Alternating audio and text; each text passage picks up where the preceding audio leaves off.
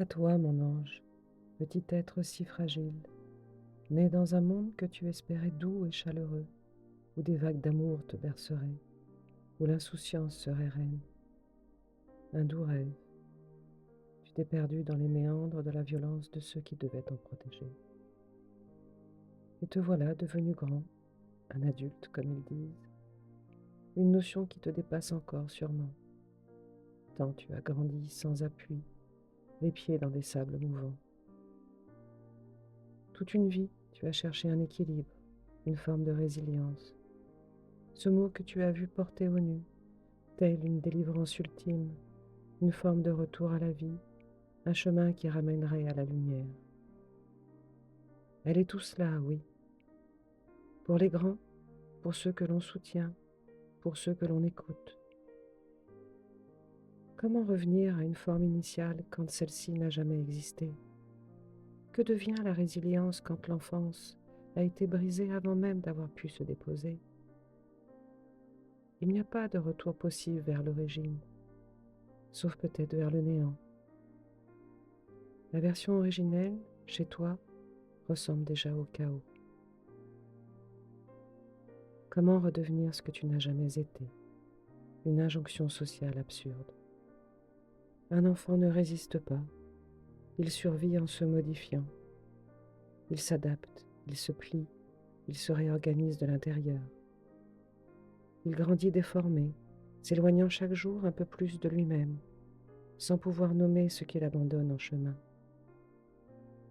Tel un animal sauvage, tu as appris à lire les signes, à flairer les dangers, à anticiper les coups, les silences, les bascules d'humeur.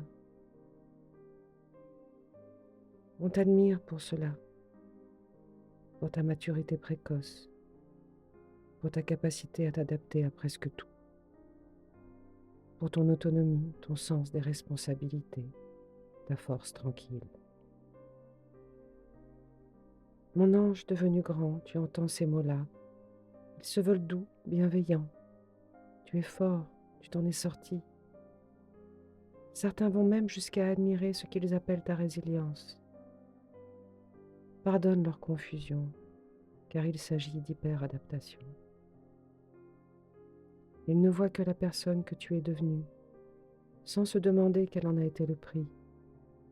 Ils ne savent pas ce que tu as abandonné, ce que tu as étouffé, ce que tu as passé sous silence pour continuer à tenir debout.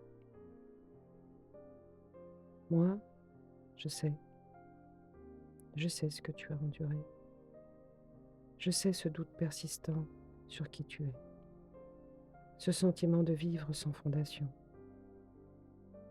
ce cœur qui a tenté en vain de bâtir une vie sur un sol jamais sécurisé, perdu dans le labyrinthe des symboles de survie, piégé par la peur d'être toi, cet être que tu ne connais pas.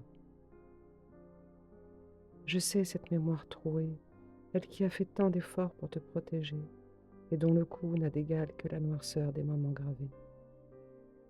Celle qui te refuse des souvenirs heureux quand les autres parlent de leur enfance comme d'un refuge.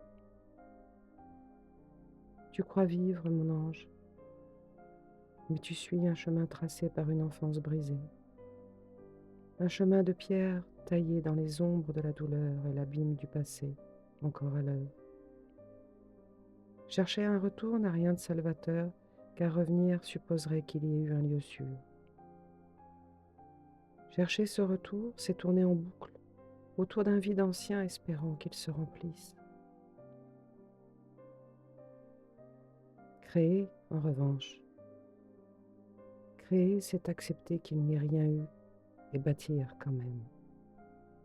Construire pour exister autrement. Construire enfin, mon ange, un espace intérieur sécuritaire, un droit à la lenteur, à la candeur, un rapport au monde différent, une identité qui ne serve pas seulement à fonctionner, à s'adapter, à répondre aux attentes. Ce n'est pas une résilience de retour, c'est une résilience de fondation. C'est une naissance tardive, une genèse différée.